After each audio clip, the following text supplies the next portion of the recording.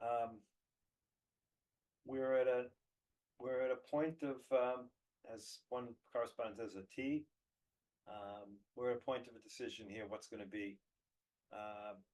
Either things are going to get we're going to get out of this boat somehow, this mud, and get out, or I'm not sure what's going to happen if we don't at this point.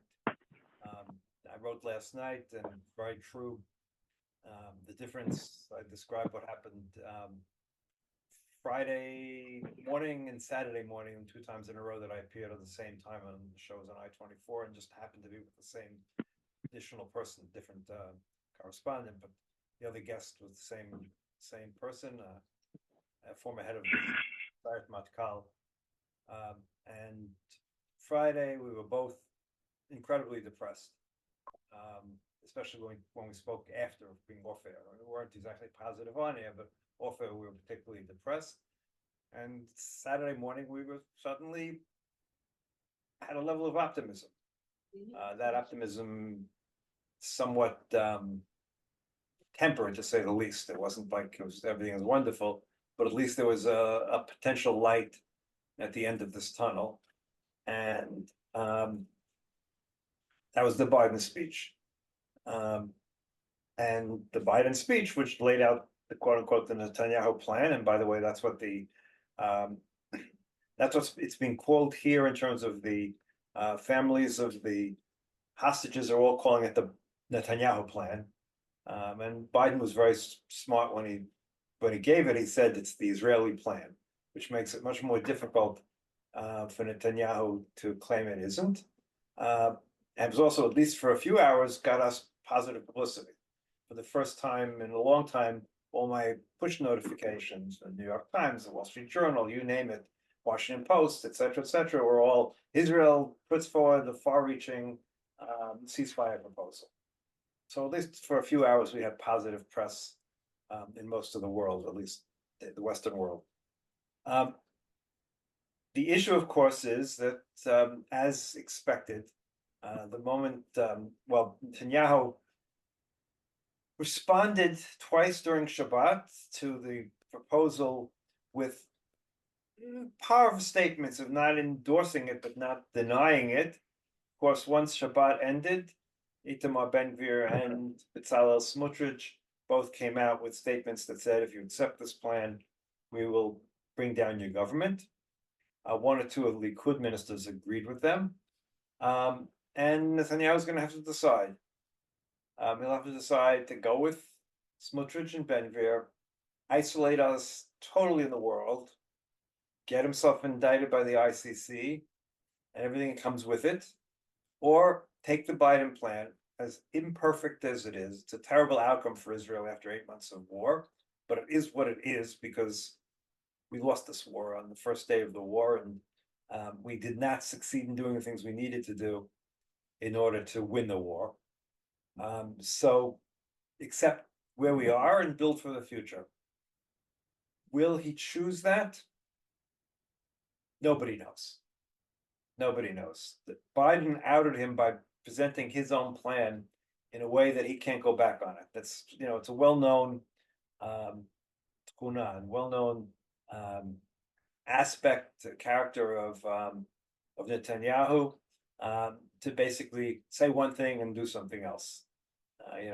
A long list of Israeli politicians can give proof to that over a long period of time, and on every single sphere. I mean, I was speaking to a good friend this morning who was in the upper reaches of the Ministry of Finance years ago. Now he's in venture capital, but he had a number of encounters with Netanyahu back then, and the same story existed back then as well. So that's Netanyahu, and we just don't know what he's going to decide to do. I mean, if I was a betting person, I fear he'll go with Smotrich and Ben-Gvir, but I'm hoping he has a little bit of love for the country left, and he understands where that's going to take us. I also believe that if we take the Biden plan right now, the chances, and there's no guarantee of that, obviously, but the chances of the ICC judges actually granting the request of the prosecutor are much diminished. If we're in the middle of a peace process and a ceasefire, they are going to be pressured and internally by themselves to say, wait a second, why do we need to upset the apple cart right now? We're getting a ceasefire. Let's not upset it. Let's not. No, don't forget, the ICC, the International Criminal Court, did not enter a arrest warrant for Netanyahu and Gallant. The prosecutor requested it, and the judges are independent and they can make a different decision. Now, the assumption was always that they would automatically go along with it, but maybe that's not the case. And I think it's probably not the case if we're in the middle of a ceasefire process. I wish I had the answer. I wish I did. I wish I was more, more positive that that's the direction he would go in. Then I'll change my background to a sunnier Tel Aviv picture. Someone mentioned before we started that my background is much sunnier here now than my picture indicates, which is definitely true. But like I said, it sort of reflects most of our moods, and it really does reflect everybody's moods. I mean, I was just before I went on the air, I was outside buying something nearby, and I ran into a good friend who is in a well, he's a general in reserves, but he was the head of the tank corps, a significant general of serious, but way back when. He's a man in his mid-80s. And all we were discussing from him is how terrible the situation is, how the army isn't what it once was, et cetera, et cetera. It was not a positive discussion. To be honest, I haven't had a positive discussion with someone here in Israel in a long, long time, to be honest. Not a friend, not an acquaintance, not someone I meet, just, just meet someone on I-24 or the guest, whatever it is. Once in a while, I understand that amongst the religious world, there's still people who are positive. Maybe in their world there is some positive, but even there's a lot of T-school, a lot of anger, frustration. So that's where that is. The reality of the war is basically twofold. The North is an absolute total mess. Today, there have been multiple, I think I didn't count them yet. I'll count them later tonight when I finish the update. But my general sense is that more than any other day recently of rocket attacks and drone attacks from Lebanon. We are not doing a good job of downing the drones. We should bring the Ukrainians in to help us because Ukraine is doing a better job downing the drones than we are. That is primarily, in my humble opinion, because we're relying too much on advanced technology. And the drone is not really, it's an advanced product in the sense that it can fly somewhere autonomously, but the actual method that it flies, etc., is more like a World War One plane and at the speeds of a World War One plane. And as I said more than once, we need, some World War II fighter jets with machine guns to knock them down and not using F-16s with missiles to try to hit a teeny little target. But in any case, we're not doing well with that. They also, Hezbollah has some very big weapons. I don't know if you noticed the picture, it was a small picture relatively, but their big missile that landed on the base near Kiryat Shmona yesterday really destroyed a good portion of the base. One missile, one heavy missile with a very big warhead. That's not the size of the warhead that they can fire, let's say, as far as Tel Aviv, but it's of great concern. Let's put it that way. The size of those. And of course, because it's Kiryat Shmona, the amount of warning time is very small. The ability to knock it down is much smaller than it is a long range missile. So the north is, I divide it into two. There's the north that's empty, the area that my Machatenis, and there's no English word for that. In other words, my son-in-law's parents come from Shlomi, which is a town on the Lebanese border, 7 kilometers in from Russia and Ukraine, literally on the border. They've been living in hotels in Tiberia, and I think now in the southern part of Ramat Golan now since October 7th or 8th. And there are about 80,000 people who have been living outside of their homes along the northern border. And then there are the people who, unfortunately, or fortunately, it depends on how you look at it, are too far, 3.5 kilometers from the border. And those people were not allowed to leave, at least the government's not paying for them to leave, and they're living in a situation where they're getting rocket and missile attacks on a pretty regular basis, and they're living under it. And again, There just is a shorter warning than there is from the attacks from Gaza. So it's a difficult life to say the least. Now, the army is, or the Air Force more correctly, is successfully attacking Hezbollah from the beginning of the war. We've killed 300 and something Hezbollah fighters compared to we lost 25 people. And Hezbollah actually does care about its fighters, unlike Hamas, who really couldn't care less. They actually care about their fighters. But we have not made any strategic progress in the sense that we have not done anything that's convinced them to stop firing. They're saying they're going to keep on firing as long as the fighting goes on in Gaza. And to be honest, we are not about to go into Gaza, into Lebanon, excuse me, and stop them. Our right wing says, let's go back, let's go in. We need to create a 10-kilometer buffer zone inside of Lebanon. And the answer to that is we've been there, done that. It didn't work over many years. We could do that. And we could do that in the midst of what will be a major missile attack on the center of the country that might hit key infrastructure items. And at the same time, so we'll hit Beirut and we'll bomb each other a bunch of times, but what will we accomplish? I don't know.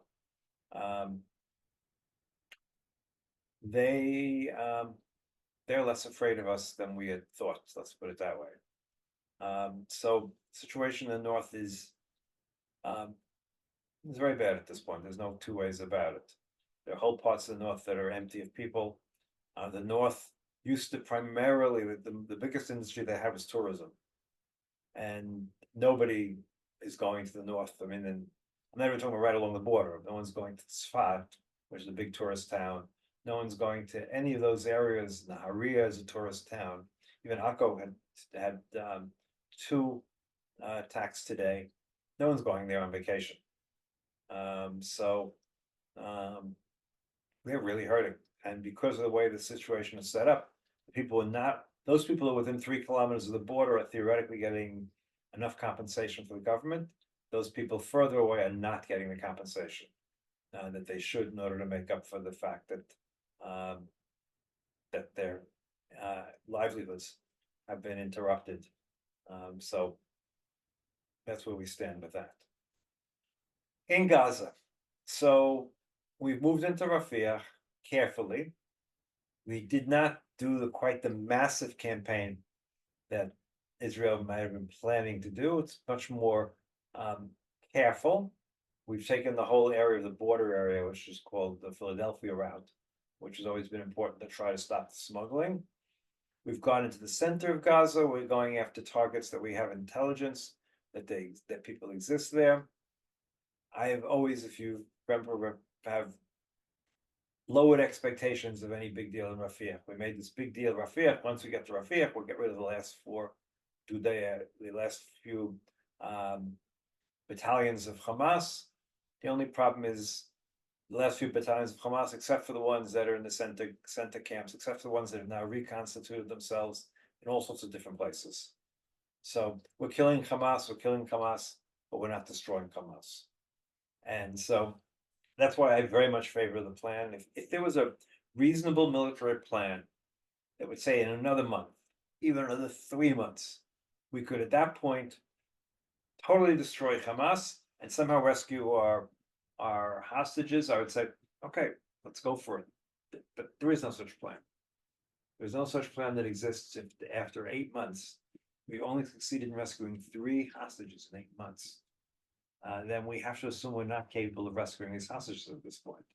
I mean, always a good thing can happen. I said to somebody the other day, every morning I wake up with the hope, used to be more, a stronger hope, that we would get a notification on the phones when I wake up that a major success, we've managed to locate and rescue 5 hostages, 10 hostages, some hostages.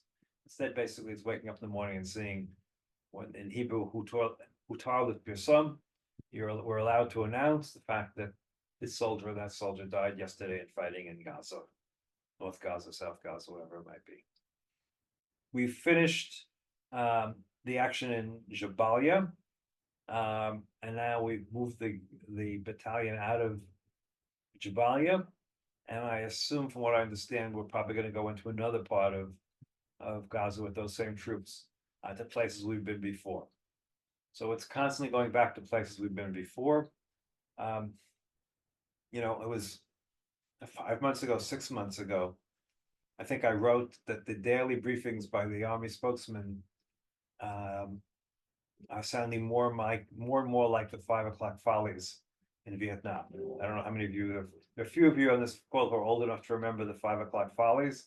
And that was at 5 o'clock every evening in Saigon. The military spokesman would get on, would meet with the reporters, and he would say, "We killed this and this many Viet Cong," and by the time we're done, we probably killed all the Viet Cong 10 times over. But somehow, in the end of the war, it was the North Vietnamese and the Viet Cong who won the war. So I've been very dismayed uh, by that reporting and everything that's gone on. Now, look, Hamas is evil. Hamas needs to be destroyed. Hamas, going all the way back, has been the single biggest obstacle to peace with the Palestinians. I do not know, and I can't tell you for sure, that if Hamas didn't exist, we would have reached a peace agreement with the Palestinians. There are other factors involved, and leaving aside our side, assuming our side was 100% willing to make peace and make the concessions, and clearly at different times, whether it was Barak or Olmert, we were ready for those concessions. And the Palestinians weren't for other reasons. But beyond that, it's been Hamas that is, from the beginning of the Oslo process, started their suicide bombings. They single-handedly have turned the Israeli public against supporting any sort of Palestinian state. They were the main suicide bombers during the Second Intifada. They go all the way back, and of course now, a very small percentage of Israelis favor a Palestinian state. And that's, of course, for the other part of the problem. The world has to understand they don't really, because everyone wants a solution, but Israelis don't trust the Palestinians to run a state for good reason. So we're stuck in the situation where the whole world wants us to enter into a two-state solution, and we don't trust the Palestinians. Even the relatively far left of this country, listen to Zava Galon, who was the head of Meretz until 2 elections ago, I think, or 3 elections ago. And she talks on TV, and she talks about, a Palestinian state eventually. She doesn't talk about a Palestinian state in the near future at all, which was, of course, that was their main program over the years, or for a long time, was need to establish a Palestinian state. No one talks about that at the moment. Now, people believe in the two-state solution. In theory, yes, because there is no other solution, right? And that's the problem. That's the kicker. Why does Biden talk about a two-state solution? Well, because he's an optimist in the sense that he wants to see a solution to our problem, right? We all want to see a solution to the problem.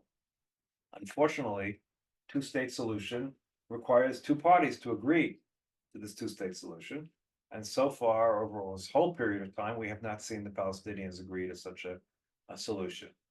And of course, seeing the Palestinian Americans and then have hijacked the university students and everything else into their chant from the river to the sea. What does that say? It says from the river to the sea that they're going to be there and we're not. And so those people who all along on the right said that the Arafat, all he wanted was, he agreed to a peace agreement, and the peace agreement meant pieces of Israel at a time, little pieces. And that's what Camp David was about. Barak was calling his bluff. Barak said in 2000, he said, I don't trust him. I don't want to give up any more land. I want to know that we can come to a final agreement before we give up any more land. And was attempt to come to a final agreement. Arafat basically said no. You can go into any of the details, but I'll stay with that narrative. I believe that narrative was the ultimate. The little details that can be argued about, but that was the basic narrative. Anyway, so we stand in this situation. Meantime, domestically, we have the ultimatum of Gantz and Eisenkot to leave the government as of next week, June 8th. The Biden proposal, which is a Netanyahu proposal, but the Biden speech, I think, has put a question mark to whether that's going to happen.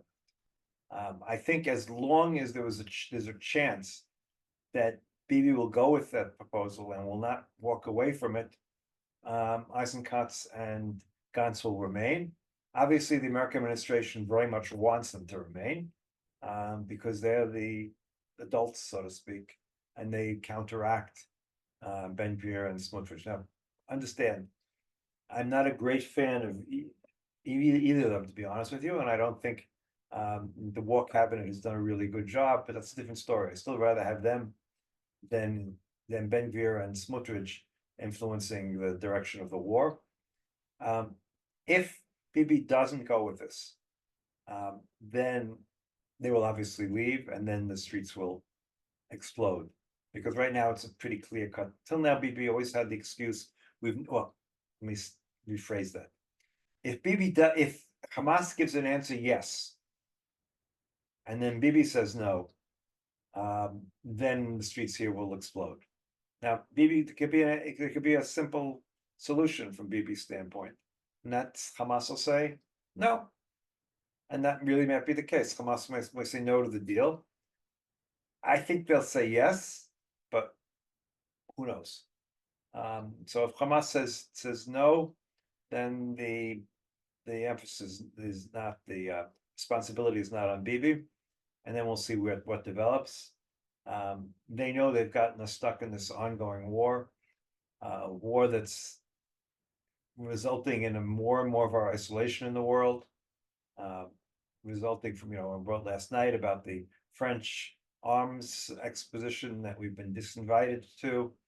We can speak to Israeli academicians who've been disinvited to conferences, to speeches, to having their publications printed. This has major, major impacts. Fairly or unfairly, it's the reality. And we live, you got to live in reality. You got to realize what the costs are. And so that's part of the problem, is understanding what the costs are at this point. Now, the other wild card right now, I'll call it a wild card, although it's not clear how, well, it's clearly a wild card. So the other big issue, and I've mentioned it before, and I'll write about it some more, is the issue of the ultra-Orthodox draft. There was a hearing today in the Supreme Court. There had been a temporary injunction about a month ago with a smaller court that basically said, since there is no law currently that allows the army not to draft the ultra-Orthodox, they need to start drafting them now. But it would be a further discussion that was going to take place today, not only about whether they should draft them, but also cutting off the funding for those who don't go into the army. It was very clear listening to it was a law, I think it was 11 judges, or not all the judges, but it was a large group of judges, and listening to the dialogue, it was quite clear that the overwhelming majority of them, not overwhelming majority, all of them, it's not overwhelming majority, every single one of them on the bench there opposed the government's position. The government had to hire a private lawyer because the Attorney General wouldn't represent the government's position, which she said was against the national interest. Every single one of the judges basically said the government's position is not acceptable. There is no reason for us to give any more extensions. They even got to the point, the Attorney General recommended that the Army start by drafting 3,000 ultra-Orthodox men. There are, by the way, altogether 60,000 ultra-Orthodox men who are of draft age who have gotten exemptions. She wanted to start with 3,000. One of who's considered the most conservative judges basically said, why are you stopping with 3,000? It should be more than that. Now, again, again, when you look at conservative versus liberal judges in Israel, as it's supposed to be in America, although it doesn't seem to be quite that way in America these days, liberal and conservative has to do with the interpretation of the law, and the conservative judges want to interpret the law, without as it's written as much as possible. The reality of the current situation is there is no law currently on the books that allows for the exemption for ultra-Orthodox students from going into the army. So the legal question is pretty clear. Even if you're conservative in terms of the law, well, there is no law. There is one law. There's what's called Shehut Bitachon, Chok Shehut Bitachon, which is the law of defense service, and it basically says that everyone to get to the age of 18 have to be going to the army and serve with certain options and everything else. But that is the law. So the conservative judges seem quite clear that they're going to come out in favor of drafting the ultra-Orthodox. And then what's going to happen, we don't know. Because besides drafting them, they're also going to be in favor of cutting off the funding for those who don't go into the army. A survey that came out today, 80% of the ultra-Orthodox community believes that by studying Torah, these yeshiva students are giving more substantially than those who are fighting in the army. That studying does a better job of protecting Israel than fighting in the army. Now you can't separate how far that is from the average Israeli view. One of the people who was actually arguing the case for immediate draft, someone who's been fighting for this for many years, gave a personal story. He's a guy my age, give or take, maybe give or take. He said, I have 6 children, 5 boys and 1 girl. All of them are officers in the army. All of them have been fighting since October 7th. I and my wife have not had one night of uninterrupted sleep for fears of what could possibly happen since October 7th. This can't go on, that my children are risking their lives and their children are not. And of course, the other ultimate thing is the fact the army needs more people. We need a much bigger army. Maybe in 20 years we won't need it, but right now we need a much bigger army, and we have to just make up for the losses. There are over 10,000 soldiers that were wounded in this war who are not going to be able to come back and be part of the reserves, not to mention those who have died, and we need more soldiers than we possibly have. And so the current plan is to keep on drafting the same people again and again, more reserve duty, but at some point it just doesn't work. You can't. There are people who've been called this week who've been called for the 3rd time since October 7th. And they have families, they have businesses, they have jobs, they have children. There at some point you just can't do it. So that has to change, and we'll see how it does. But that could bring down the government, because even though the ultra-Orthodox don't have a better partner, we have a situation where the rabbis might say, okay, I don't really care about the politics, but you can serve in a government that's drafting our wonderful yeshiva students to go into the army. So that might bring down the government. We'll see. Of course, if Bibi goes with the American plan, his plan, then the government might come down the other way. Both Yair Lapid said he will give will provide the votes necessary in case he needs them to pass whatever is necessary to free the hostages, security zone for them. Well, we'll see what happens. Okay, time for questions. Please indicate if you want to be pulled on. Either I'll see you or my wife will yell at me and say someone is asking a question. So yeah, I've got something to say. go ahead. First of all, you gave a pretty good update, so congratulations. Second of all, I would take exception to everything is doom and gloom, and I'll give you an example.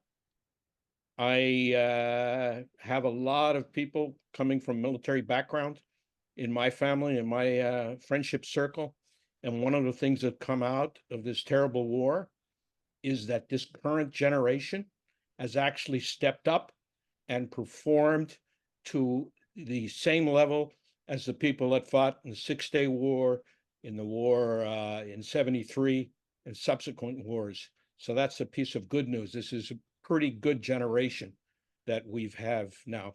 My agreement with, I would agree with you in terms of the fighters. I will not agree with you in terms of the higher commands in the army. I do not think the higher commands in the army are the same level, and I just had this discussion like with my general friend, who was a general many, many years ago, obviously in his 80s. I do not believe that the current level of the top ranks in the army are as good as they once were.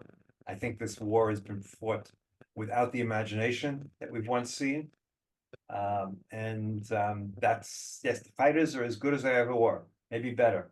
You know, the whole idea of the TikTok generation is now, we don't have to worry. They're excellent fighters, they're willing to give her everything and do the most. I think our generals leave a lot to be desired. I also think it's a real problem with the fact that 8 months later, one lieutenant colonel is the only person who's been sacked after this whole period of time. When, No, I agree. I would agree with you on that. But I would also make another point. You talked about the wounded, and there's certainly been maybe up to 10,000 wounded. I happen to spend a quality time in Sheba, and I meet a lot of these soldiers, and some of them are going back. They're not all not going to return. They're recovering. Not majority of them, maybe, but a significant portion. well, the 10,000 is a number that have officially registered as being the Nechet Tzahal at this point. So I don't know whether once you can bring the Nechet Tzahal, you also can go back. I don't know. But yes, the ones who want to, they go back. They can, they will. There's no question about that. But let me put it this way: the good thing about this war, which is also, has this negative thing, a lot more soldiers are living. The fact of the matter is, in previous wars, a lot of the wounded would have died on the battlefield, and battlefield medicine has gotten much, much better. The ability to, we have doctors in the field who are able to do things they never could do in previous wars, and our ability to evacuate soldiers to get to a hospital in relatively very short periods of time have also made a huge difference. And That's true. so thankfully we have a lot more wounded than we would have, but they're wounded and they're not dead, and they will eventually recover to hopefully to 100%. Okay, anyone else?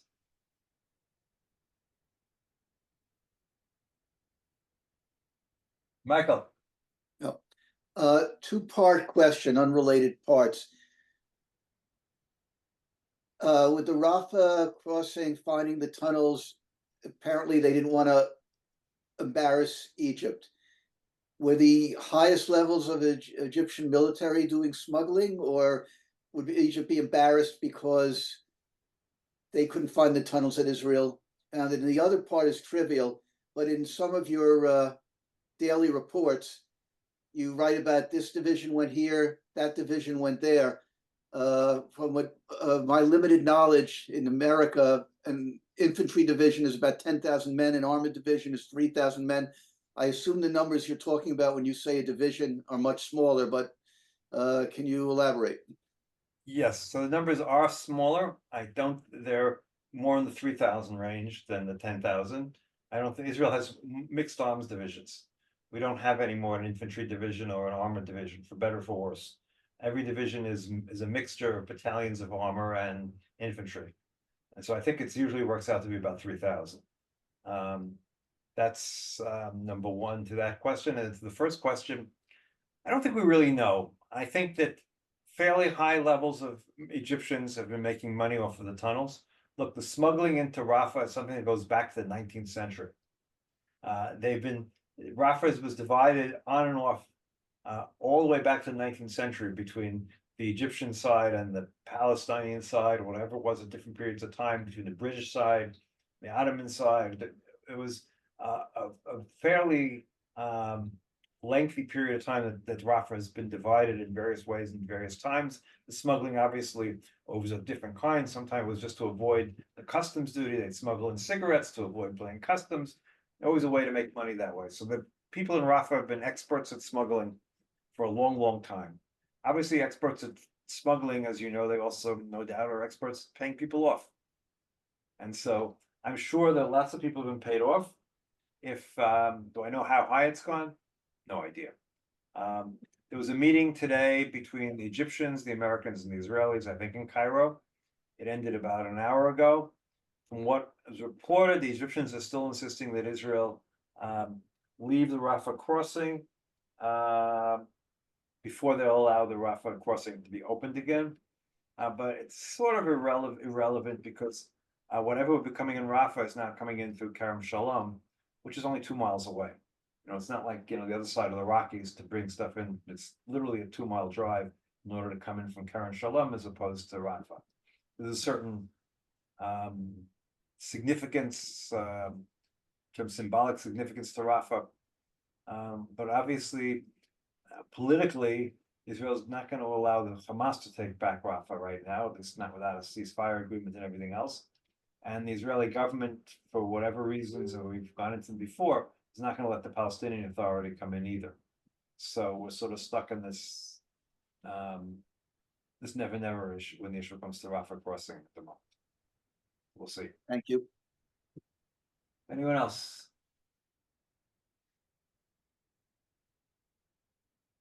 Okay, first Michael, the other Michael, whoever that is. Okay, Nancy, you have your hand up. Well, You're Nancy, calling me first or yeah, Michael calling you first? first. Yeah, Michael didn't answer there, the other Michael, so. Sorry, I was muted. I'm okay now. Okay, so I'll go with But go Michael ahead, first and Nancy. Nancy afterwards, and go ahead. Michael, go ahead. Yeah, okay. So I wanted to ask you about this article in the Times yesterday. A UN spokesman said that he described the condition in Rafah as beyond crisis, and there was a quote from a woman from the World Health Organization who says children are starving. So I'd like, I see this often about starving children, and I don't know how credible these reports are. This is the World Health Organization spokesperson. Okay. So, Okay, so any look, thoughts? I've never thought that children were starving in Gaza. There have been so much food going in, much more food than went in before the war. It doesn't mean that it's getting delivered equally everywhere. And I'm quite sure that there are some people who are not getting every meal they'd like. Let's put it that way. Getting as much food as they like, as much food as they deserve, as a balanced diet as they'd like, all the things. I wouldn't want to be a Gazan in terms of by food intake in Gaza. But between that and starving, there is a huge difference.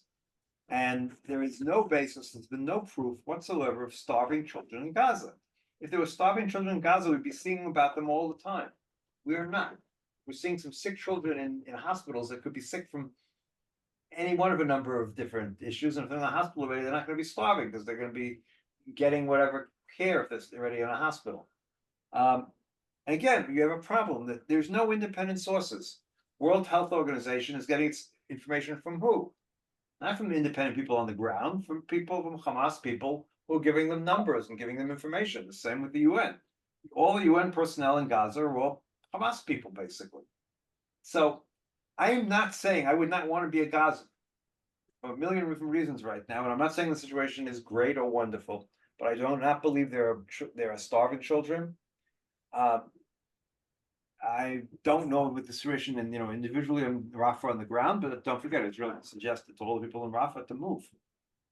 So there may be some people who decided not to move, and they may be short term having a hard time finding the food that they were used to getting because the Rafah market might be closed at the moment. But again, between that and starvation, again, look, situation is not great in Gaza. Don't get me wrong. I don't think it was ever, it's never really great, but it's not great in Gaza. But between that and starving, and all the accusations that are made against us, I think that's a completely other question completely. Yochi, need to unmute yourself. Was anyone injured when the Israeli military base was hit by the Hezbollah rocket? No one was injured. I'm pretty sure the base is mostly empty. It's like a back command base for forward soldiers And at the moment, people are in the forward position, so I don't think there's probably no one even on the base. I'm not even sure there's anyone on the base when it was hit. Because there wouldn't be enough, there might have been just enough time to get into a shelter. I'm sure those over there got into the shelters very quickly. So no one was injured with the attack. This Thank particular you. attack. Nancy, Okay, thanks. Hi, I had a thought about what Biden might be up to right now, and I wondered what you think about it.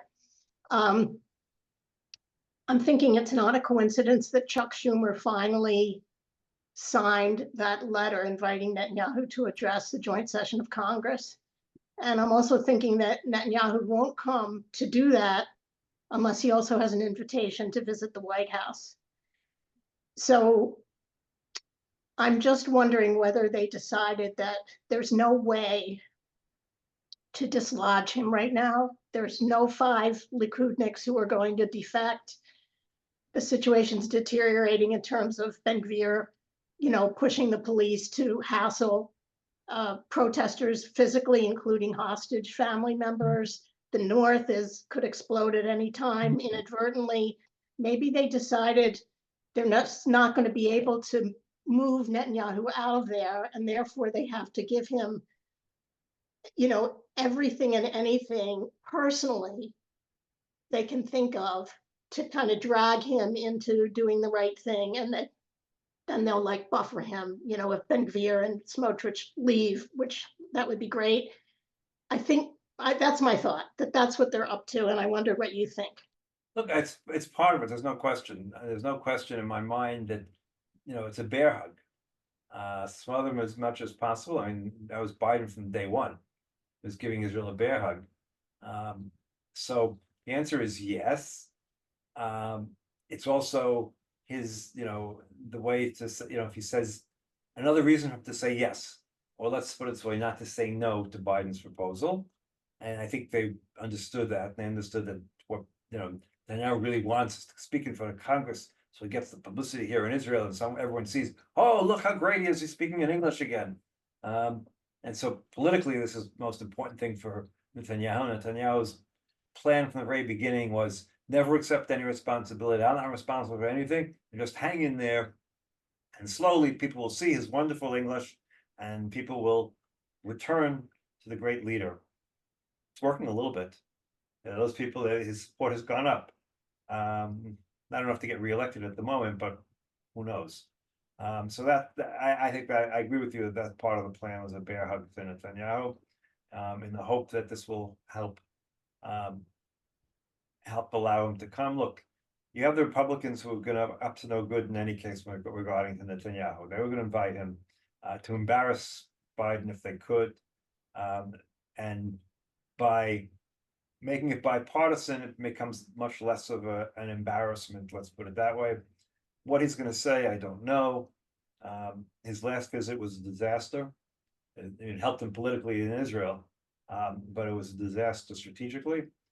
Pulling out of JCPOA, which happened afterwards, was a reason enough why Netanyahu shouldn't be in office and why Trump shouldn't be in office from an Israeli perspective.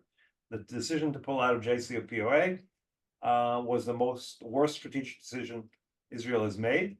Gantz also supported, and Lapid also supported, which that's why I question both of them. And Lapid, I spoke to the day afterwards, and he told me this is the worst day in Jewish history. Blah blah blah. I expected him to say, I actually really expected when I'd speak to him, and says, "Listen, the agreement isn't wonderful, but it's time to stop fighting with America and get the best deal we can."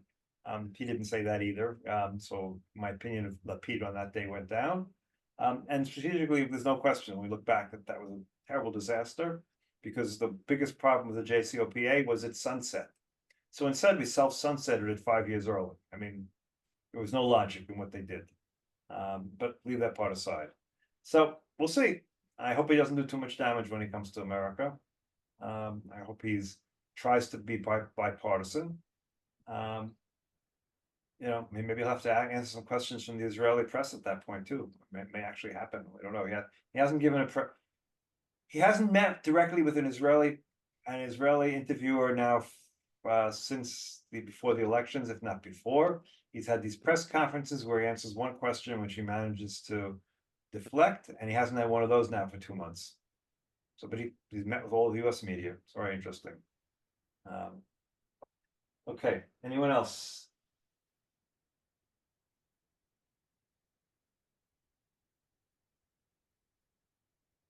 Okay. Give one more second for a last call if anyone has any questions. Okay, so I have a question while I have you all here. It's been a long 8 months, my wife says this is true, but I have a question for all of you. And that's going forward, just in terms of the daily update, are there any subject matters you'd like me to cover that I'm not covering? Things you'd like to see that I'm not doing, things of that nature, any sort of feedback you can give to that? The update, just so you know, basically has grown tenfold, for better or for worse, since the beginning of the war. There are now over 3,500 people get it every night. So, and a nice number of paid subscribers. If you're not paid, please become a paid subscriber. Life's not free. But in any case, I really would like any feedback anyone has for any ideas, any subject matters, long pieces on subjects that people interest you, things of that nature. I'm open for any sort of suggestions that anyone has. So either if anyone wants to speak up now, or if anyone wants to just email me, both would be appreciated. So. Anybody now? Okay. Okay, so if people have ideas or thoughts, please email me. Please give me some feedback. I would like as much as possible to write things that people are interested in beyond the daily news, and explore topics that interest people. I will probably at some point play a little bit more with video. And the videos I'm using are stuff that I get from other sources. I might add a 3-minute video that I do myself going in the future. I might try to add 3 or 4 minute short interviews as part of a longer interview that I might put somewhere else. So I'll try to do some of those as well. Substack has evolved to give multiple formats going forward. I might add a podcast, I don't know. But I'm playing with everything they have to offer, or try to play with everything to offer, to make it as interesting for everybody as possible, and of course to keep on growing. So any feedback would be greatly appreciated. Okay. Mark, Yes. Mark, just a quickie. The Yeah, sure. Israel parade is in a few minutes on Fifth Avenue if anyone wants to watch. Too late for anyone to get there. So I'm sure there's some people who would normally be on this call who are at the Israel parade. So in any case, I guess we'll meet again in 2 weeks. It's really, I have to say, we're going to pass the 8-month mark next week, or the end of this week, actually. Less than a week from now, we'll pass the 8-month mark. If anyone would have told me in the second month that we'd still be doing, we were doing this because the war is still going on, I truly wouldn't have believed them. So, have a good week, everybody. And Mark, Thank you. yes, I just someone- have one question that I think I missed in the early Zooms. The role of the Palestinians that worked for individuals and whether they then went back and killed them. I think there was a lot in the press about that initially, and then I thought you said that didn't happen, but that didn't I don't happen. know. That did not happen. There was a lot of things in the revisional press of people who worked on a kibbutz and then came back and killed people. After extensive investigations, they found no cases of that. But Not- they not- did find cases where they gave information or They asked. probably their gave people- information. There's no question they passive information. They may have given information. They might have known why they were giving information. Just because they talked about what they were doing and where people were and everything else, they may not have known that the people who were telling it to were planning to kill people. But there were no actual deaths. There was not one person who was captured or at any point, including initially or afterwards. And also, Israel's had extensively managed to get most of the intelligence and physical evidence that the Hamas has of its different fighters and everything else. There's been no evidence whatsoever that anyone who worked on the kibbutzim came back and killed people. That was one of those stories that started and is just not true. So that's a good Thank you. It's one of the things that's upset me most about the war, in hearing it. Yeah, again, the other side of it, of course, some of the biggest peace activists were killed. So people who worked their whole life for peace and they were killed. Yeah. So In Barry. in Barry, other places, but yes, they were killed there, and you know, so one was a close friend of a close friend of mine who I actually knew from years and years ago before I made Aliyah. So yes. Okay, well, thank you all, and maybe one of these weeks we'll have good news.